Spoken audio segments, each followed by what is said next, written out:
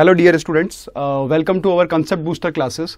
From today I am going to launch my new series that is Brahmastra series। और ब्रह्मास्त्र series का मतलब है कि आज से मैं आपको बहुत सारी शॉर्ट ट्रिक्स बताऊंगा, जिसमें पार्ट 1 अपन कवर करने जा रहे हैं short tricks to find product of binomial coefficient. बच्चों को काफी ज्यादा प्रॉब्लम आती है product of binomial coefficient find करने में। क्यों? क्योंकि it is a very lengthy process. जिन लोगों ने ये प्रोसेस पढ़ा है उनको पता होगा कि प्रोडक्ट ऑफ बाइनोमियल कोफिशिएंट को फाइंड करना इतना आसान नहीं होता है। You have to write the expansions, फिर आपको चेक करना पड़ेगा कि किस तरह से कोफिशिएंट्स को मैच किया जाता है। पर मैं आपको क्या बताने वाला हूं, today I am going to deliver the short trick how to find the product of binomial coefficient with few of the example. किस तरह के एग्जांपल्स पूछे जाते हैं। अगर आपने ये ट्रिक पढ़ लिया तो जेईई मेंस में काफी बार इसके ऊपर सवाल पूछा जाता है, एडवांस में काफी बार सवाल पूछा जाता है। आपके लिए केवल 20 या 30 सेकंड लगेंगे इस सवाल को सॉल्व करने में। सबसे पहले आपको कुछ बातों का ध्यान रखना है, वो मैं बता देता हूं। सबसे पहली बात यह है कि एनसीआर जो होता है वो बराबर होता है एनसीएन माइनस आर के। ये आपको पता है। एनसीआर का फॉर्मूला होता है factorial N upon factorial R factorial N minus are.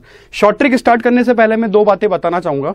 सबसे पहली बात तो ये, सबसे पहली बात क्या कि कोई भी टर्म मिसिंग नहीं होना चाहिए। आपको ये पता होना चाहिए कि जो एक्सप्रेशन लिखा हुआ है उसमें कोई भी टर्म मिसिंग ना हो। तो पहली बात तो मैंने आपको ये बता दी। यहां पे चेक करते हैं, ये जीरो लिखा हुआ है C0 का स्क्वायर प्लस का C1 का स्क्वायर प्लस का C2 का स्क्वायर से लेके Cn का स्क्वायर, यहां तक ये लिखा हुआ है। आप ध्यान से देखिए, C0 के स्क्वायर से पहले कोई टर्म आ सकता है क्या? कोई भी नहीं आ सकता। Cn स्क्वायर के बाद कोई भी टर्म आ सकता है क्या? नहीं आ सकता, बिकॉज C0 का मतलब है NC0। ऐसे Cn का मतलब होगा NCN। NCN से आगे आप नहीं जा सकते। तो none of the term is missing from here, एक भी टर्म मिसिंग नहीं है। तो C0 के स्क्वायर से लेके Cn के स्क्वायर तक सारी टर्म्स लिखी हुई है। अभी एक्चुअल में अगर मैं इसका जनरल टर्म लिखना चाहूं तो इसका जनरल टर्म कैसे लिखेंगे? आप ध्यान से देखो, the general term will be NCR into NCR। आप देख सकते हैं इसका जनरल टर्म क्या होगा, NCR into NCR। For example मैंने R को 0 पुट किया तो ये हो जाएगा NC0 into NC0। NC0 into NC0 क्या हो जाएगा? NC0 का स्क्वायर। 1 पुट करेंगे तो NC1 इंटू NC1 क्या हो जाएगा? NC1 का स्क्वायर। शॉर्ट ट्रिक क्या है उसको ध्यान से सुनना। पहली बात मैंने बता दी, शॉर्ट ट्रिक लगाने के कुछ रूल्स होते हैं। सबसे पहला रूल मैं आपको बता चुका हूं, वो ये है कि none of the term should be missing. एक भी टर्म इस एक्सप्रेशन में मिस नहीं होना चाहिए, जो कि मिस नहीं, हमने चेक कर लिया। C0 is the first term, इससे पहले कोई टर्म नहीं आ सकती, और Cn is the last term, इसके बाद में भी कोई टर्म नहीं आ सकती। तो none of the term is missing. दूसरी बात जो मैं आपको बताना चाह रहा था वो बात यह है कि NCR लिखा हुआ है, NCR लिखा हुआ है। आप नीचे वाले जो देख सकते हैं, नीचे वाले सबस्क्रिप्ट क्या, ये R है और ये भी R है। इन दोनों का सम जो है वो कांस्टेंट आना चाहिए। अगर इन दोनों का सम कांस्टेंट आ रहा है तब तो आप शॉर्ट ट्रिक लगा सकते हैं। कैसे सर? अभी तो कांस्टेंट नहीं आ रहा है, क्योंकि R और R को ऐड करोगे तो 2R आ जाएगा, और R जो है वो बार बार चेंज हो रहा है। तो मैंने क्या किया, यहां पे एक प्रॉपर्टी लगाया। प्रॉपर्टी कैसे लगाया? NCR को क्या लिख दिया, वहां पे लिखा हुआ है पहली प्रॉपर्टी से, NCR को लिख दिया NCN माइनस R लिख दिया, और दूसरे वाले NCR को हमने कांस्टेंट रखा। दूसरे वाले NCR को कांस्टेंट रखा, ये हो गया NCN माइनस R, दूसरे वाले को NCR। देखिए मैं बता रहा हूं, शॉर्ट ट्रिक समझ लीजिए, 30 सेकंड के अंदर सवाल हो जाएगा। 30 सेकंड भी नहीं लगेंगे, पर पहले सवाल में थोड़ा सा टाइम लगेगा। क्यों लगेगा थोड़ा सा टाइम? क्योंकि ट्रिक सीख रहे हैं हम लोग। तो यहां पे N माइनस R लिख दिया, NCN माइनस R, और ये हो गया NCR। आप ध्यान से देख सकते हैं कि नीचे वाला क्या है, यहां पे N माइनस R है, और यहां पे कितना है? R है। अगर मैं N माइनस और R दोनों को ऐड करूंगा, अगर मैं N माइनस R और R दोनों को ऐड करूंगा तो R से R कैंसिल हो जाएगा, क्या बचेगा? N बचेगा। तो यहां पे आप क्या कीजिए, यहां पे आप लिख दीजिए C लिख दीजिए, और नीचे क्या लगा दीजिए? N। लोअर सबस्क्रिप्ट क्या आएगा? जो दोनों को जोड़ने पे आया। दोनों को जोड़ने पे कितना आ गया? N। ये बात ध्यान रखिए, दोनों को जोड़ने पे कांस्टेंट आना चाहिए, और N एक कांस्टेंट है। फिर ऊपर क्या लिखेंगे? ऊपर लिखेंगे इन दोनों का सम, इसका और इसका सम। इसका और इसका सम कितना आएगा? N प्लस N कितना हो जाएगा? 2NCN। That's your answer. Question is finished. Question is finished. ये तो हमने सिखाया है, इसलिए हमें 50 से 60 सेकंड लग गए, पर अगला सवाल जब हम करेंगे हमें बिल्कुल भी टाइम नहीं लगेगा। देखिए आप, अच्छा इसको सॉल्व कर लीजिए। 2NCN का वैल्यू क्या होगा? वो लिखा हुआ NCR का formula, that will B factorial 2n divided by factorial R। Factorial R का मतलब हो गया factorial n, factorial n minus R। 2n minus n कितना हो जाएगा? That will B n factorial, and your answer is ready. 2n factorial divided by n factorial into n factorial, n factorial का square. आप सभी जानते हैं कि factorial को डिनोट करने के दो तरीके होते हैं, या तो आप इस तरह से भी डिनोट कर सकते हैं या फिर इस तरीके से। ओके बच्चों, अब आते हैं हम दूसरे सवाल पे। हमारा दूसरा सवाल क्या आप देख सकते हैं, 20C10 15C0, 20C9 15C1, 20C8 into 15C2 से लेके लास्ट में 20C0 into 15C10। Here you can see, पहले हम क्या चेक करेंगे, हमारी शॉर्ट ट्रिक का सबसे पहला रूल ये, कोई भी टर्म मिसिंग ना हो। 20C0 यहाँ पे आ रहा है, 15C10 यहाँ पे आ रहा है। अब देखिए यहाँ पे 15C0 आ रहा है, 15C0 से पहले मैं जा नहीं सकता क्योंकि 15C0 से पहले कोई टर्म आएगी नहीं। और यहाँ पे देखिए 20C0 लिखा हुआ है, तो लास्ट टर्म के बाद भी नहीं आएगी, यानी लास्ट से भी कोई भी टर्म मिसिंग नहीं है और फर्स्ट से भी कोई टर्म मिसिंग नहीं है। लास्ट में 20C0 आ रहा है, एक भी टर्म आगे नहीं आ सकती। पहले में 15C0 आ रहा है, इससे पहले भी कोई टर्म नहीं आ सकती, यानी none of the term is missing. अब यहाँ पे ध्यान से देखिए, लोअर सबस्क्रिप्ट का सम कितना आ रहा है, 10 + 0 10 कांस्टेंट आ रहा है, 9 + 1 10, 8 + 2 10 और लास्ट में 0 + 2 10, वो भी कितना आ रहा है 10। यानी यहां पे तो नीचे वाली वैल्यूज का सम हमेशा क्या आ रहा है, कांस्टेंट, और नीचे वाली वैल्यूज का सम कांस्टेंट आ रहा है। तो हमारे लिए तो बहुत खुशी की बात है। डायरेक्टली सवाल हो जाएगा, आपको क्या लिखना है, आपको डायरेक्टली यहां पे सी लगाना है, नीचे क्या आएगा 10 के बराबर आ जाएगा। वाई 10? बिकॉज सबका सम 10 के बराबर आ रहा है and that is a constant. ऊपर क्या लिखा हुआ है 20 15 20 15 20 15 20 15, तो 20 + 15 कितना हो जाएगा 35 and the answer will be 35C10। और आप 35C10 को क्या लिख सकते हो, 35C 25B लिख सकते हैं। क्यों लिख सकते हैं, आपको पता है NCR = NCN-R। देखिए कितना कम टाइम लगा आपको सवाल सॉल्व करने में। आइए तीसरे सवाल पे।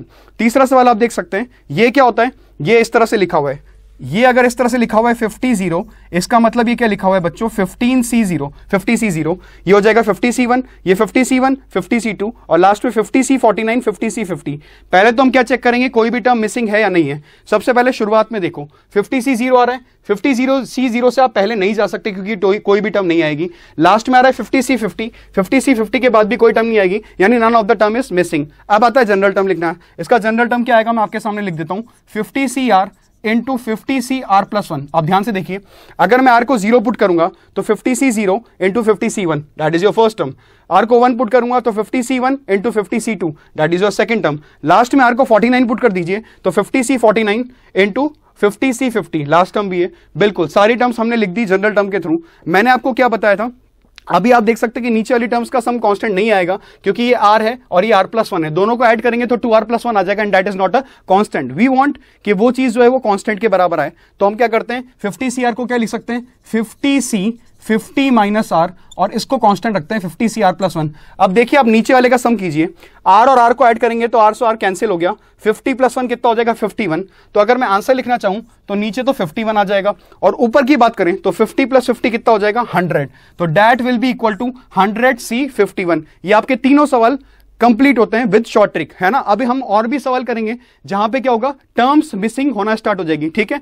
तो आइए हम नेक्स्ट क्वेश्चन देखते हैं। नेक्स्ट क्वेश्चन क्या है, NC0 n+2C3 NC1 n+2C4, इस तरह से सीरीज जा रही है। अच्छा डॉट करके लिखा हुआ है, इसका मतलब ये है कि आखिरी टर्म तक जा रहा है, ये बात ध्यान रखना हमेशा। प्रोडक्ट ऑफ बाइनोमियल कोफिशिएंट में अगर ये डॉट करके छोड़ दिया, इसका मतलब ये लास्ट टर्म तक जा रहा है। और शुरुआत में आप देख सकते हैं कोई भी टर्म मिसिंग नहीं है क्योंकि NC0 से पहले आप नहीं जा सकते।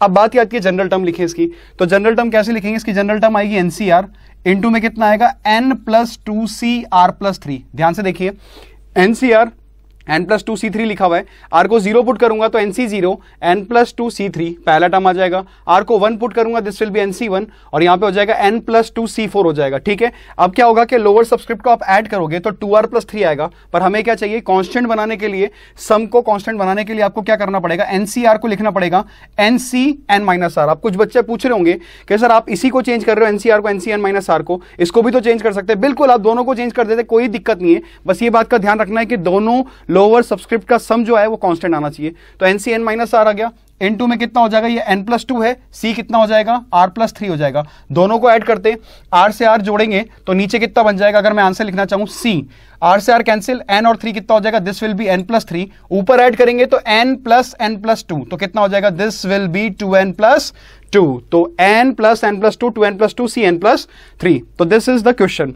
ये तो बहुत इजी था, पर आप अगला सवाल देख सकते हैं। अगले सवाल में क्या हो रहा है, there will be term missing. ये स्टार्ट हो रहा है n-3C4 से, ये स्टार्ट हो रहा है 2n+1C2 से, तो देयर इज चांसेस कि यहां पे कुछ टर्म मिसिंग है। वो टर्म्स आपको पहचाननी पड़ेगी।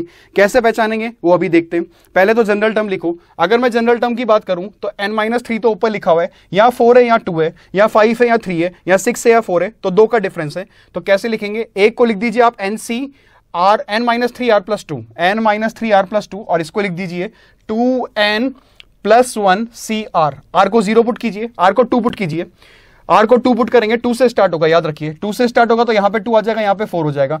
3 पुट करेंगे तो यहां पे 3 आ जाएगा और यहां पे 5 आ जाएगा, 3 and 5। तो आपने जनरल टर्म लिख दिया।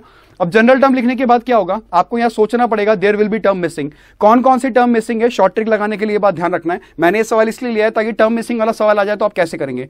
अब कितनी टर्म्स मिसिंग है आपको पहचानना है। आप समझ गए होंगे इतनी देर में कि 2 टर्म्स मिसिंग है। इससे जस्ट पहले एक क्या आएगा 2n+1 c1 और n-3 c3, और एक और टर्म आएगा 2n+1 c0 n-3 c2। ये दोनों टर्म मिसिंग है। आप क्या करिए, टोटल सम निकाल दीजिए। टोटल सम निकालने के बाद वो जो दोनों टर्म्स आ रही थी एक्स्ट्रा उसको सब्ट्रैक्ट कर दीजिए। तो मैं आंसर लिखता हूं आपके सामने। पहले आप 2n+1 cr को किसी को भी चेंज कर लीजिए। हम किसको चेंज कर लेते हैं, इसको चेंज कर लेते हैं। ये कितना बन जाएगा n-3 c, ये कितना बन जाएगा n-r-5, n-r-5। आप देख सकते हैं n-3 -r-2, तो -3 और -2 -5 हो जाएगा, ये बन गया। ये हो जाएगा आपका 2n+1 cr। अब आप दोनों को ऐड कर दीजिए, r से r क्या हो जाएगा कैंसिल, तो नीचे बचेगा n-5, नीचे बचेगा आपका n-5 और ऊपर क्या बचेगा n-3 में 2n+1 ऐड कर दीजिए, तो 2n+n विल बी 3n और -3 + 1 कितना हो जाएगा -2, तो इट विल बी 3n-2। ये तो आपका टोटल सम आ गया। This is your total sum minus, यहां पे आपको 2 टर्म्स सब्ट्रैक्ट करनी पड़ेगी। वो तो टर्म्स कौन सी थी जो यहां पे मिस हो रही थी, वो हम चेक कर लेते हैं। पहले एक बार कैलकुलेशन चेक कर लेते हैं। 2n+n कितना हो जाएगा 3n और -2, बिल्कुल सही है। अब 2 टर्म कौन कौन सी मिसिंग है मैं वहां पे लिख रहा हूं। इससे जस्ट एक पहले वाली वो कितना आएगा, देखो 2n+1 c2 से कितनी आएगी, पहले 1 आएगा, और इससे भी एक पहले n-3 c3, n-3 c3 plus यहां पे लिख देता हूं मैं अगली टर्म, एक और टर्म आएगी that will be equal to 2n+1 c0 and n-3 c2। ये दोनों टर्म्स का सम जो है टोटल सम में से सब्ट्रैक्ट करना पड़ेगा, तो आपकी शॉर्ट ट्रिक लग गई। तो this is your 5th question. समझ में आ गई बात, ये आपकी शॉर्ट ट्रिक हो गई। तो यहां पे क्या था, टर्म मिसिंग था, तो you should be better careful कि आपको ध्यान रखना पड़ेगा। अब आते हैं इस सवाल में 10c1 9c5 10c2 9c4 10c3 9c3 से लेके 9c0 10c6, इसका सम दिया हुआ है 90c6 प्लस x के बराबर। दिस इज द सम। अब आपको क्या करना है, पहले आपने सबने पहचान लिया होगा कि नीचे क्या आ रहा है ना, बिल्कुल 20 सेकंड में सॉल्व हो जाएगा। 1 + 5 6, 2 + 4 6, 3 + 3 6, 0 + 6 6, सब जगह 6 आ रहा है। पर एक बात यहां पे भी टर्म मिसिंग है। कौन सी टर्म मिसिंग है आप पहचानो, कौन सी टर्म मिसिंग है। 10c1 से पहले एक टर्म और आ सकती है 10c0। टर्म क्या मिसिंग है वो लिख देता हूं मैं आपके सामने। एक तो 10c0 मिसिंग है और साथ में क्या आएगा, ये डिक्रीजिंग ऑर्डर में तो 9cc मिसिंग है। ये लो, ये missing term, this is the missing term. अब आपको क्या करना है, पहले तो टोटल सम निकालना है। टोटल सम कैसे निकालेंगे, बहुत ही आसान है। यहां पे 10 है, यहां पे 9 है, तो दोनों का टोटल सम कितना आ जाएगा 19। ऊपर तो 19 आ गया। सी नीचे आप देखेंगे 1 और 5 है, 1 और 5 कितना हो जाएगा बच्चों 6 के बराबर, 19c6। अब यहां पे क्या होगा, वो टर्म माइनस करनी पड़ेगी जो एक्स्ट्रा आ रही थी, जो मिसिंग थी। टर्म मिसिंग कौन सी थी यहां पे, 10c0 and 9c6, 10c0 and 9c6। 10c0 का वैल्यू क्या होता है 1 होता है, 9c6 ही रहने देते हैं इसको, तो it will be 9c6 and that will be equal to किसके बराबर दिया हुआ है 19c6 प्लस x के बराबर दिया हुआ है। That will be equal to 19c6 plus x के बराबर। हियर यू कैन सी कि 19c6 से 19c6 क्या हो जाएगा, कैंसिल हो जाएगा, तो x का वैल्यू किसके बराबर आ गया, x will be minus times of 9c6। मैं यहां पे सॉल्व कर देता हूं, x will be equal to minus का 9c6 और 9c6 को आप क्या लिख सकते हैं 9c3। 9c3 का वैल्यू अगर आपको कैलकुलेट करना है तो ये हो जाएगा माइनस का 9 × 8 × 7 divided by 3 × 2 × 1, this will be 3 times, that will be 4 times, 7 3s are 21, 21 into 4 it will be 84, तो आंसर विल बी माइनस का 84। The answer will be minus का 84। तो आप देख सकते हैं कि किस तरीके से हमने शॉर्ट ट्रिक यूज की। 20 से 30 सेकंड लगेंगे, बस आपको 2 बातों का ध्यान रखना है। सबसे पहली बात तो ये, कोई भी टर्म मिसिंग ना हो, there should be none of the term missing.